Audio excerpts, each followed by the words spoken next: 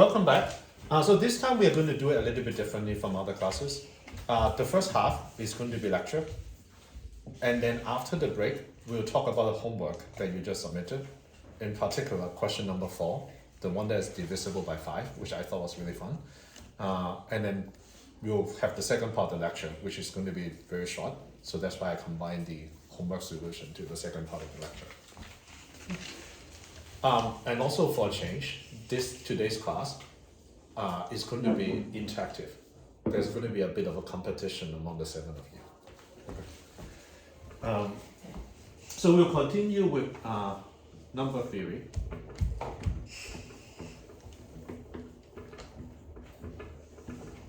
This time, for the first half, we are going to talk about numbers in other bases.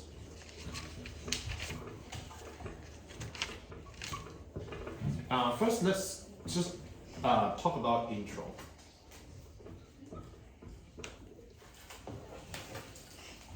Um, 34,159.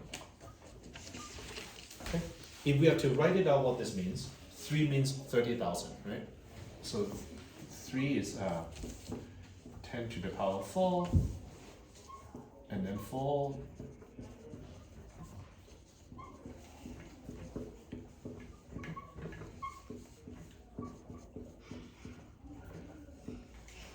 And the final one, 9, is basically 9, but there's a fancy way of writing it, 9 times 10 to the power 0. So for those who don't know, like whatever numbers to the power 0 is always 1. Okay? Now, so this is what we call base 10. We already basically assume it is always at the base 10. There was some kind of history about how we ended up in base 10, which is not obvious. Yeah, a lot of you kind of raise your hands. This is kind of one of the reasons that they gave. But when you think about, I read the book and read about history. Apparently, you look at all the kind of the ancient kind of empires, Egyptians, the Chinese, the Greeks. They really didn't start with base 10. What basis do you think that they start the number by?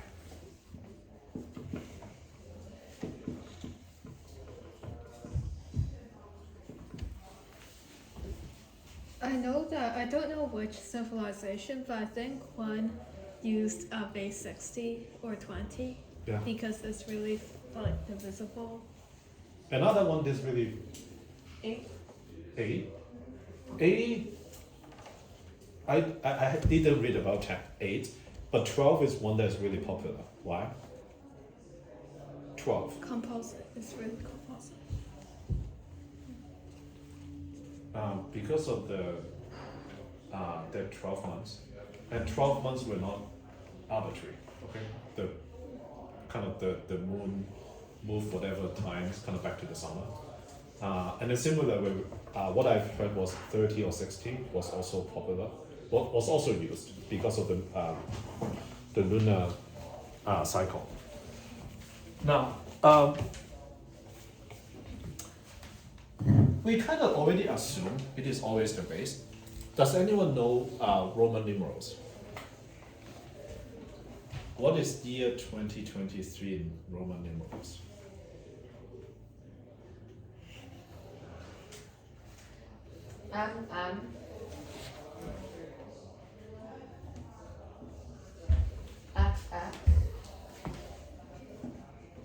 I can help you with the rest. 111. So this is the Roman numerals for 2023. So what is the difference between the Roman numerals and what we use now? So the Roman numerals are like M is the thousands, X is the tens, and I is the ones. Mm-hmm. Now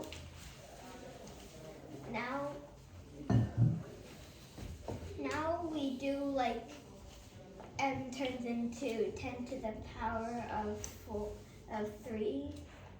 Mhm. X turns into 10 to the power of 1, and I turns into 10 to the power of 0. Johannes, do you have anything to add? It's nowadays we use it based on place value. So like something like a 3 to 1 is different in our number system is different from 1 to 3 because each of the place values means something different. Whereas here, That's it. Yeah. Each digit has different place values. The 9 here and the 9 here could mean something different, which is really powerful because then you can construct an arbitrary large number when the digit have place value. Otherwise, if I ask you to construct Roman numerals for like a billion, I think it might exist, but you basically need to come up with something new whenever there's a bigger number. So that's the intro. And then next, let's just kind of talk about one other base that is really popular, which is binary.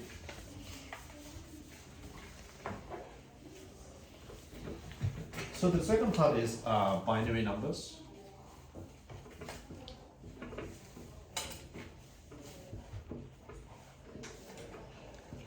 So someone said that we have our hands up. Actually, can you show your hands who kind of know what binary numbers is? What can you represent with your hands? 1 to 10, right? But what if you use your hand to do binary number? What can it represent? What's the biggest value you can represent? 1. No, 10 digit. What's the...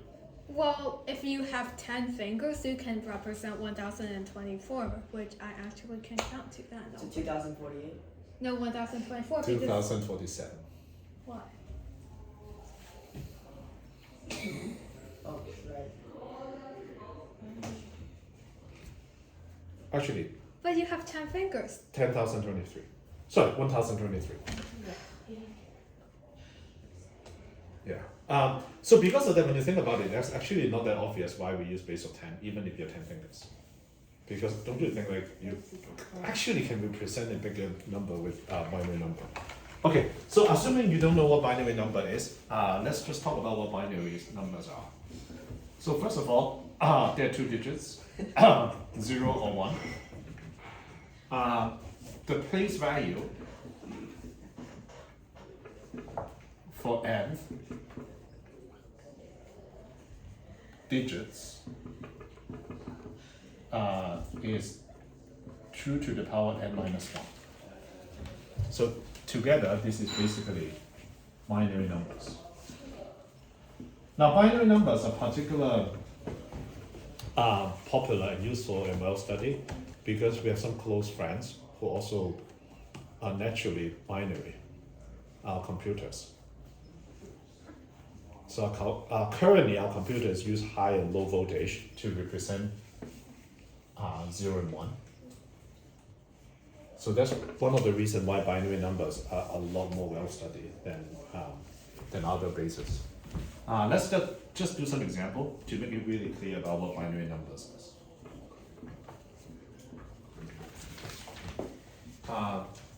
So because in this class we're going to talk about different bases, to just kind of make it simple, less ambiguous, I'm going to put a very small subscript 2 here to indicate this is a binary number. This is not 10,011. Okay. So what this is 0, 1, 2, 3, 4. So it's 1. 0, I'm not going to write it out. 1.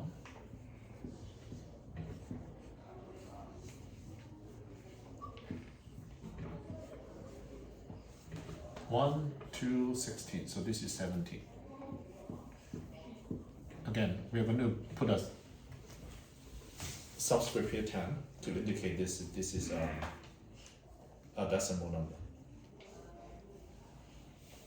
Can I get a show of hand? Are you all with me so far? What binary numbers are?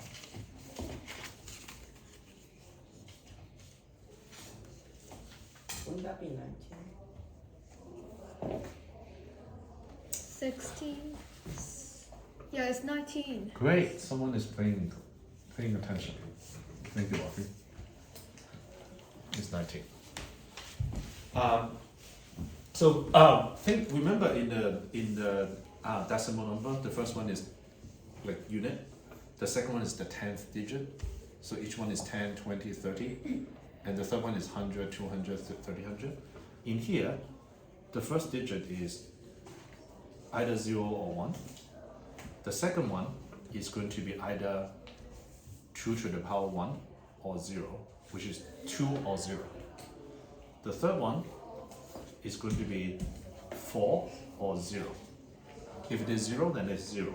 If it is 1, then it's 2 to the power 2, which is 4. And then this one is 8 or 0. And this one is 16 or 0. Because we have 1 here, so this is 16, this is 2, this is 1. So it's 1, 2, 16, so that's 19. So let's now turn into the other direction.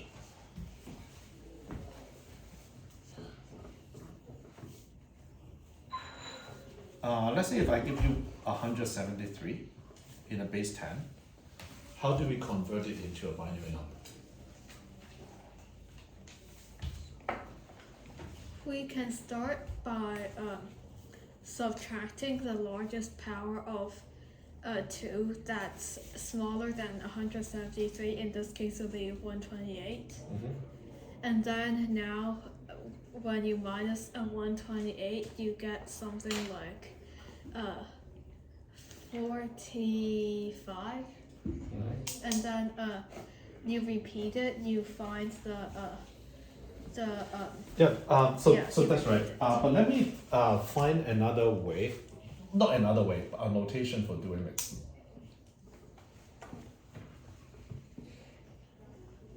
What is 173 divided by 2?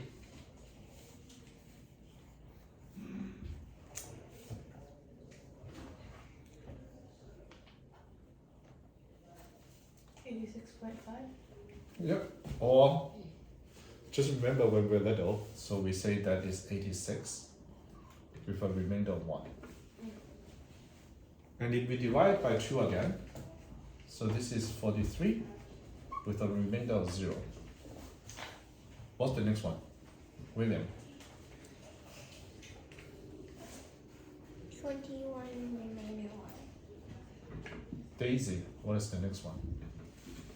10 remainder 1. Olivia. 5 5 and remainder 0.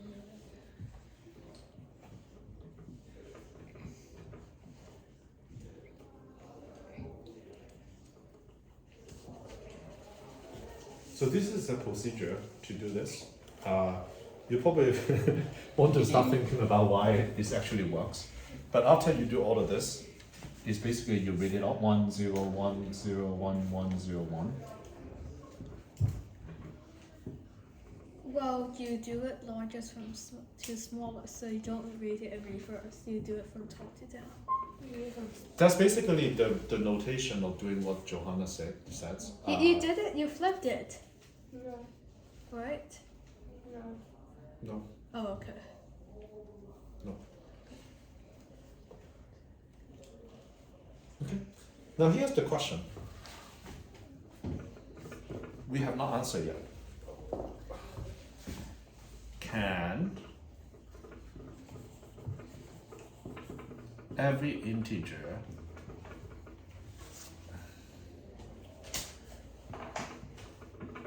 in base 10 be written as a binary number?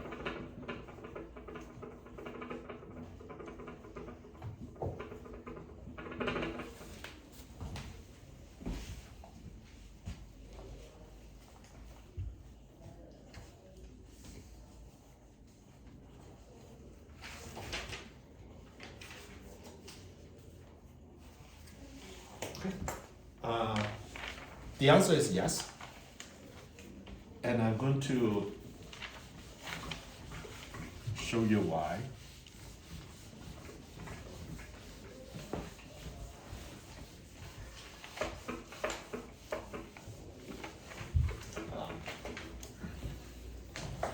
So the three of them.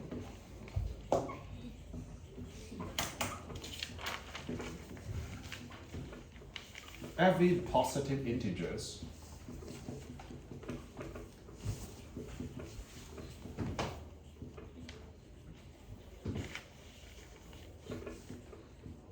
can be written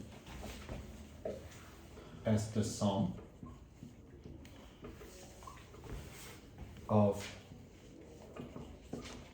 distinctive powers of 2.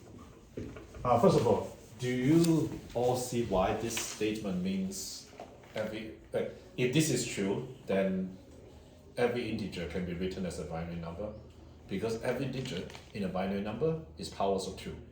Okay? If we say every integer can be written as the sum of 2 to the power 2, 2 to the power 4, 2 to the power 7, then that means I can write it as a binary number. So that's the definition of binary number. Now, unlike other classes, I'm going to show a little bit of the proof. Okay? For the next minute, I want everyone to understand this, and then for the rest of the proof, I hope most of you would. But if you don't understand the proof, which I'm going to use it to introduce again what mathematical induction is. Okay? But for the next minute, I want everyone to understand this. So in order to prove this, there are actually 2 steps. Step number 1 is exists. That means it can be done.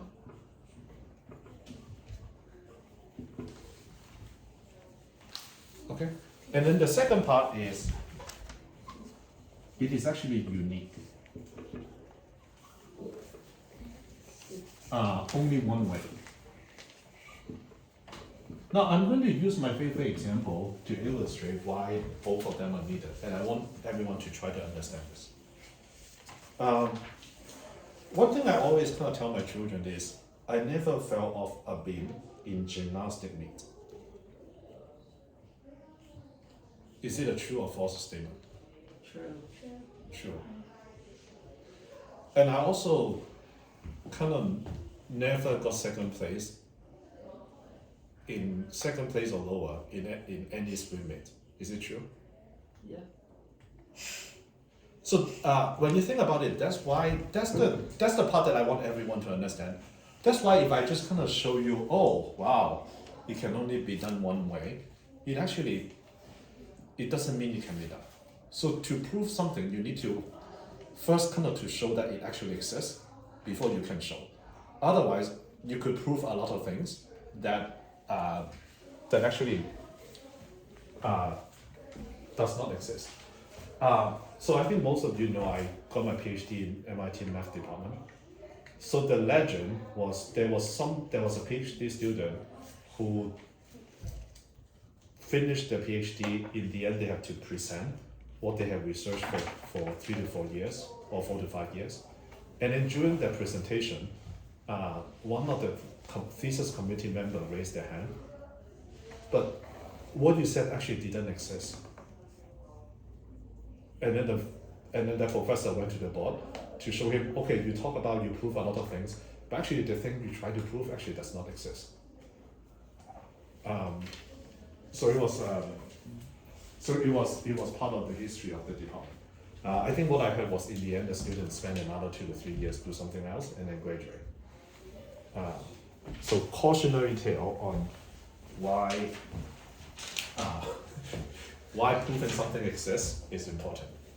Okay, now I'm going to do the next part, which is, again, I want to demonstrate the method of mathematical induction. Okay? And I'm just going to show it to prove the first part. Again, this is the part that if you don't fully understand, this is okay. I'm going to show the can be done part, which is as follows. Every positive integers And I'm going to keep the subscript here so that you know I'm talking about can be written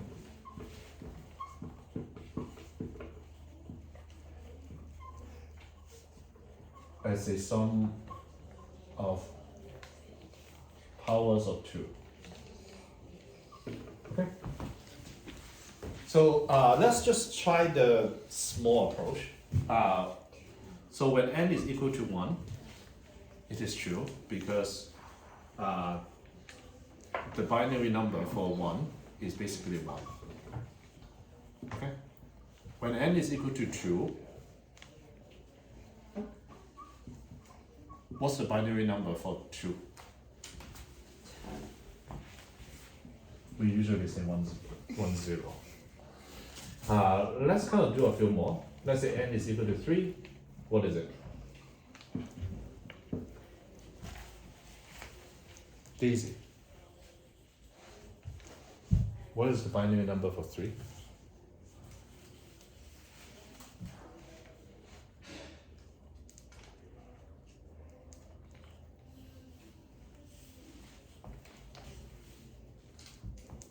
Olivia, can you help Daisy?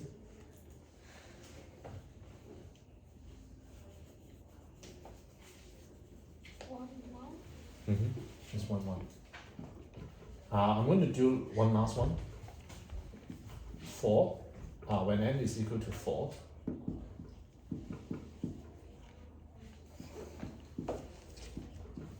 is 1, 0, 0. Okay. So when n is less than or equal to 4, this is true. Okay. I'm going to do a 3 column. Okay, so just so you know when you organize your notebook. Okay. So let's kind of talk about when n is equal to 5. First, let's kind of find the biggest power of 2 that is less than 5. In other words, let's find an R.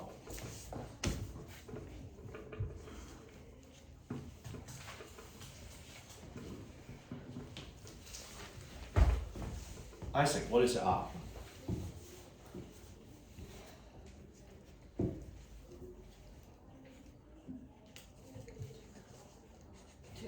Two, yeah. And then let's kind of make up a new number called m, which is n, and then minus 2 to r, meaning it is 5.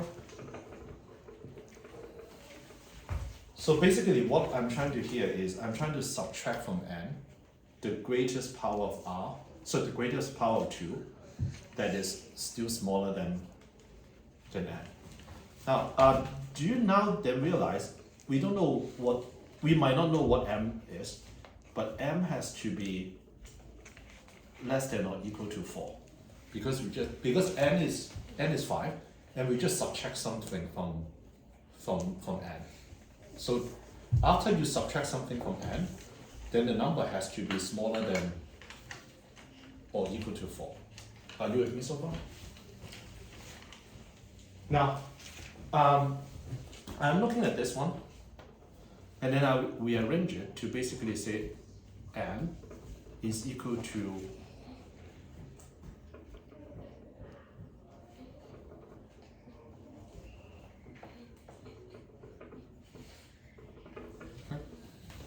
so I just rearrange it to say n is equal to m plus 2 to the power r, which is 1 plus 2.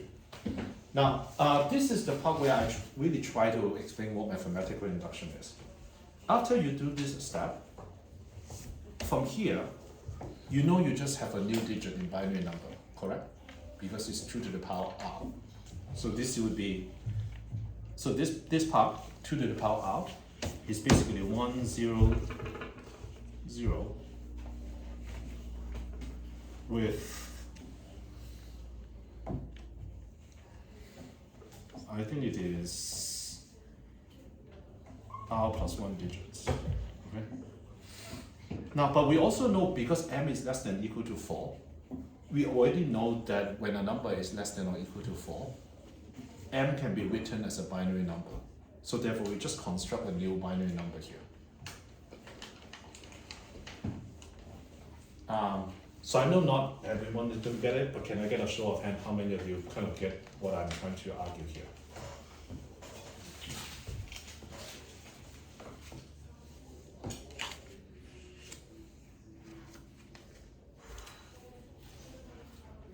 Okay. So let's continue.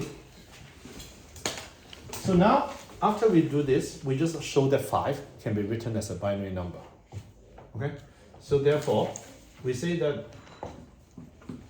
when n is less than or equal to 5, this is true. Okay? Then let's kind of find the next number. N is equal to 6. Again, we follow the same procedure.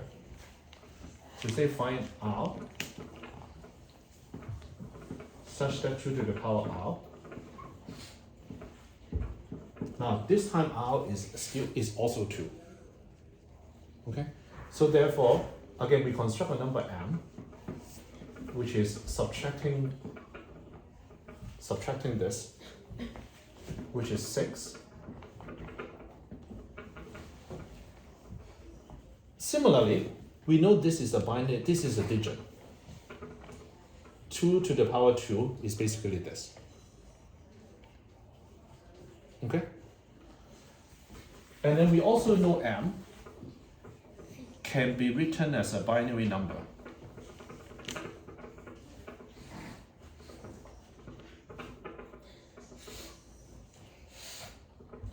Because m is less than or equal to 5. We already show everything less than or equal to 5 is true. So therefore, n, which is equal to m plus 2 to the power r, or is equal to 2 plus 2 to the power 2, we basically know n can also be written as a binary number.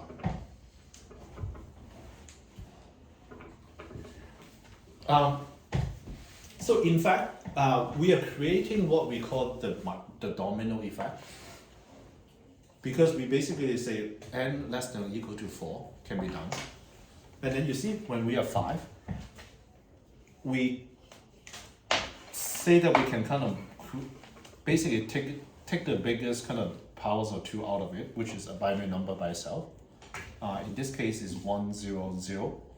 And then the remaining number, because it's less than or equal to 5, we already demonstrate it can be done.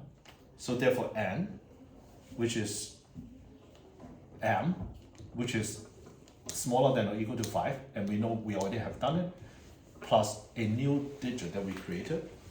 So because of that, we just create a domino effect that we basically say every integer, no matter what it is, I can basically just repeat all of this kind of stuff to show that every positive integer can be written as a binary number. Don't erase it. Okay.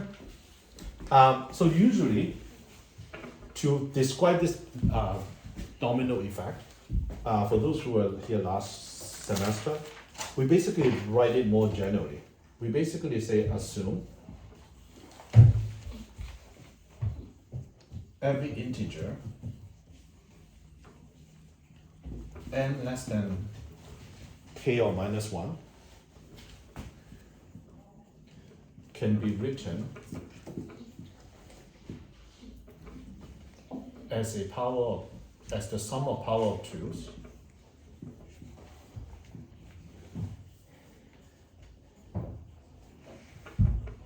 and then we basically say we find r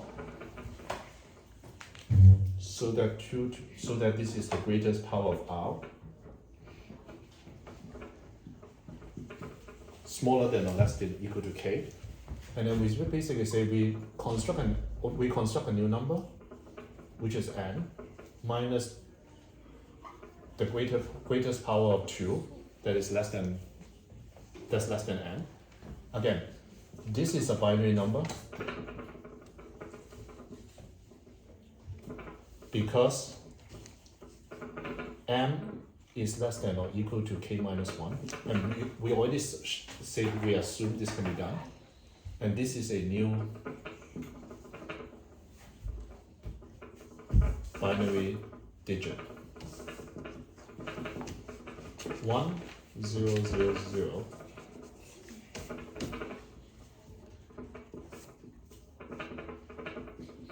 Therefore, n can be written as a binary number. This is what we call mathematical induction, which is the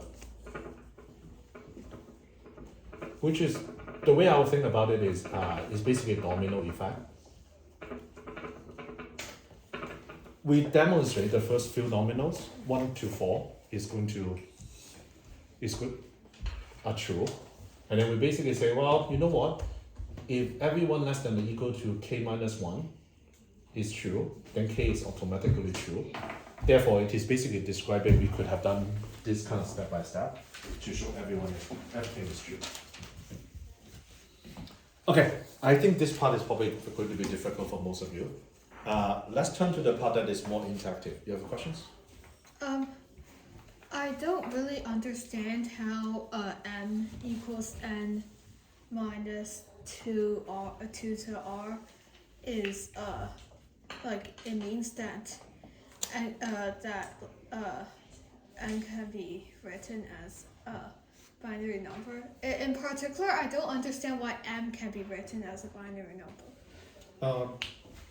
Because so that's why I started this with specific example. We basically show 1, 2, 3, 4 is true. So therefore, when we get to here, we know that m here is less than or equal to 4. We already demonstrated that it can be done. Oh, so m plus 1 must also be true. Say that again? So m plus 1 must also be true. M plus 1. Well, I still don't really understand why m can be written as a binary number. I never proved that. In this case, m is less than or equal to 4. We already kind of show 1, 2, 3, 4 is done. Yeah. So therefore, when we construct a number that is less than or equal to 4, we don't know whether it's 1, 2, 3, or 4.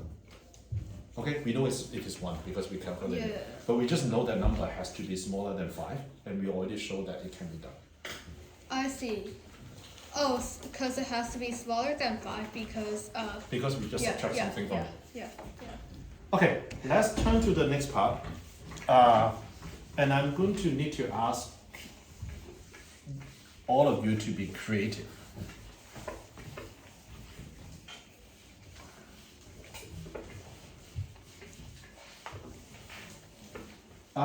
So the last part in the first half is going to be about duodecimals. Does anyone know what duodecimals mean?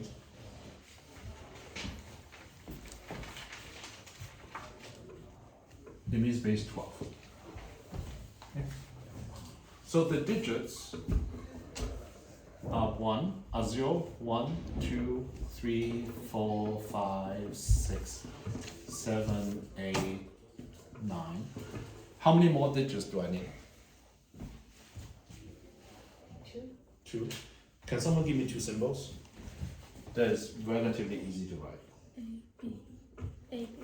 A, B. Yeah. Okay. It's like hexadecimal. Now I'm also going to say that for you to do the homework this time is this. Okay. But we are going to use A, and B for this one. And the nth place is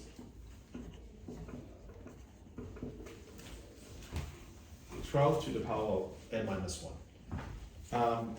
So let's kind of give an example to see what we mean.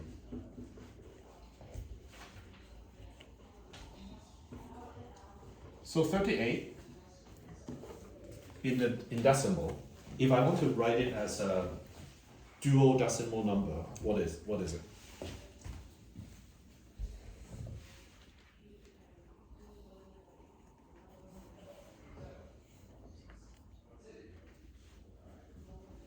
Rafi? Johannes? Well, I was thinking you can start by subtracting 24, so that's 2 followed by 36. 36. Oh right, 36. So that's 34. I mean 34. 36 and 2. Yeah. Again, the reason is, remember the second digit, each digit carry the place value of 12. And then this one still carry the unit digit, still 1.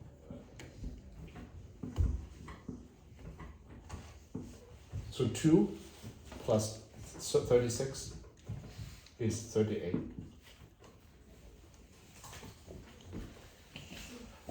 So let's do a more difficult example. 215. I'm going to give everyone a minute. What is 215 in duodecimal? And then we'll have our game to end this class, to end the first half of this class.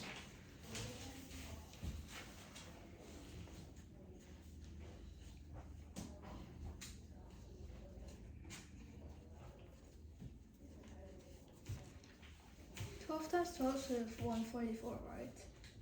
12 to the power of 12 times 12. 144. Okay.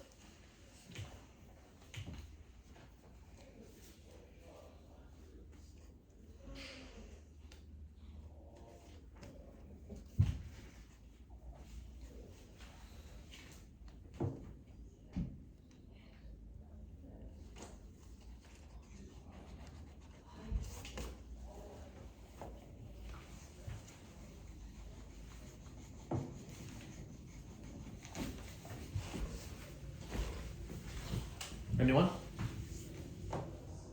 Naomi? 100, 151, base 12. 15 what? What's the last one? 1. 11. The first one is, the reason is the first one is 144. The second one is 12. So that's 60. 60 times 60 plus 144 is 204. And 204 plus 11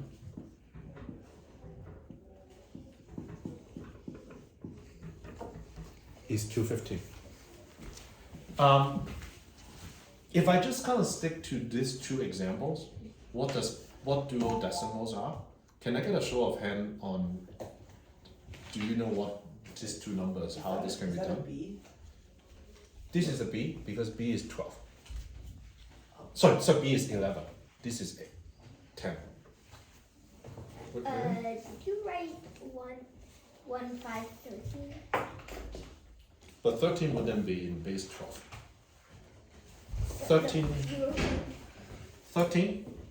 No, I mean, for the answer of 215 base 10, you wrote 1, 5. Oh, it's supposed to be a B. This is supposed to be B. Oh. So it's my handwriting, sorry. Okay, now let's kind of play a game. Listen up. So this one, from now on, when we're talking about base 12, this is going to be called 100.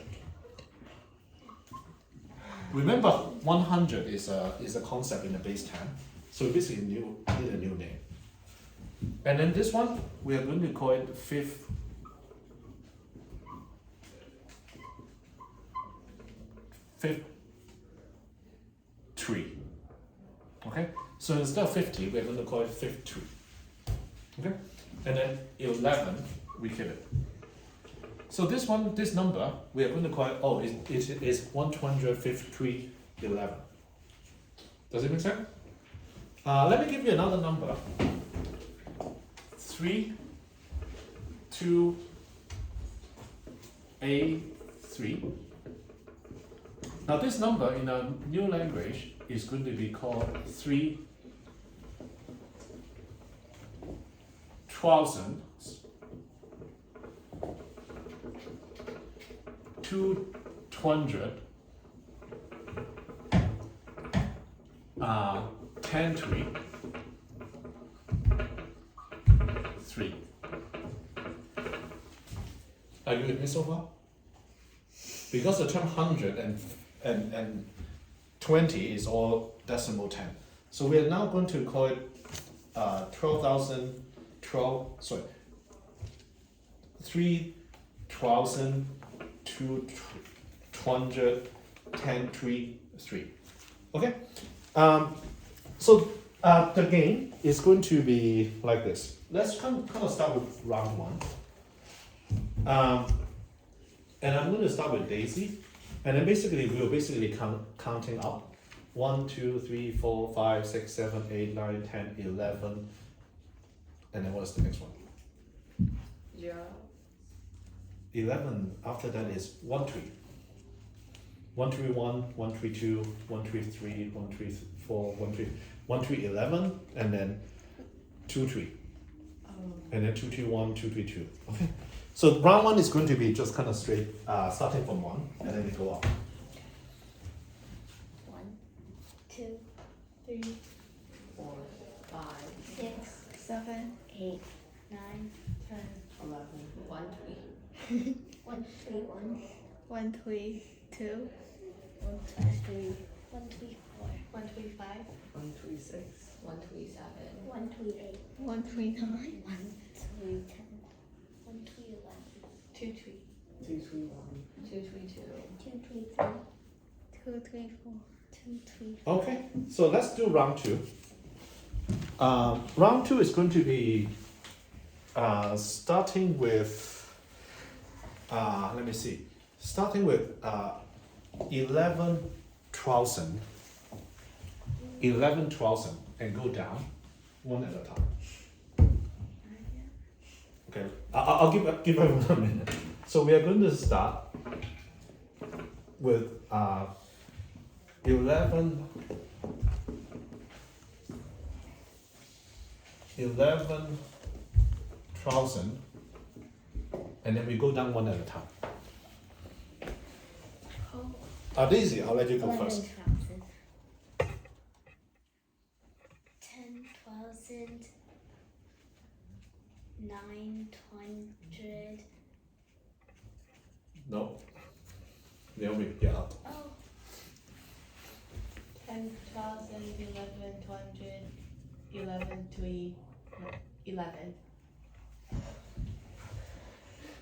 10,000, 11,200, 11, 3, 10. 10,000, 11,200, 11,3.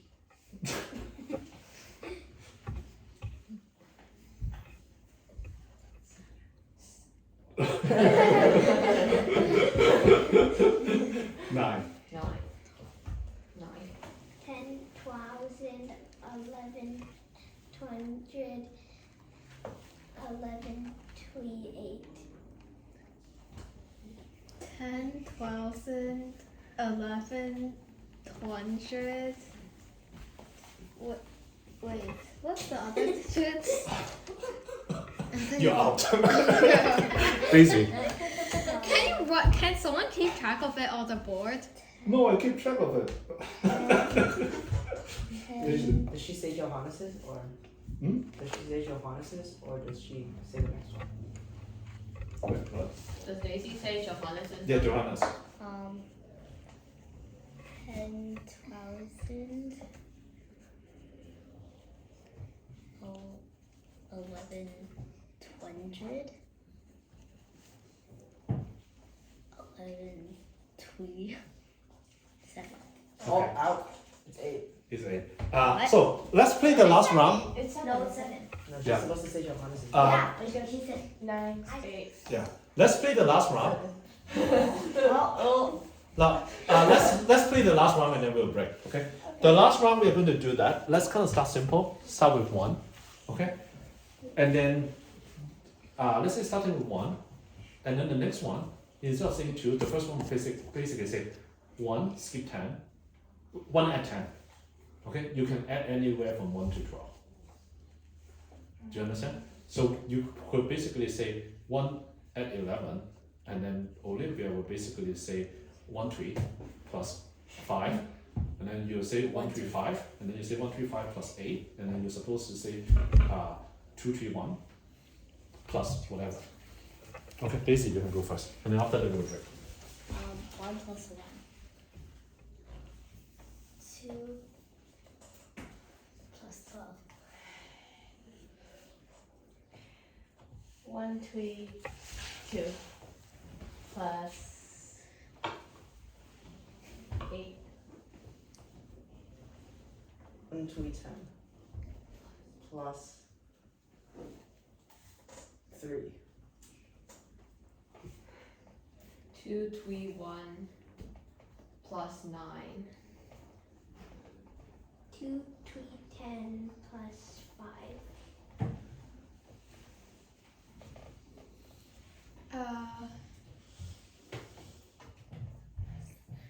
3, 3,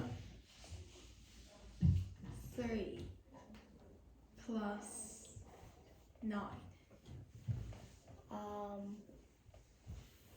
4, 22. Okay, so that's it for the class.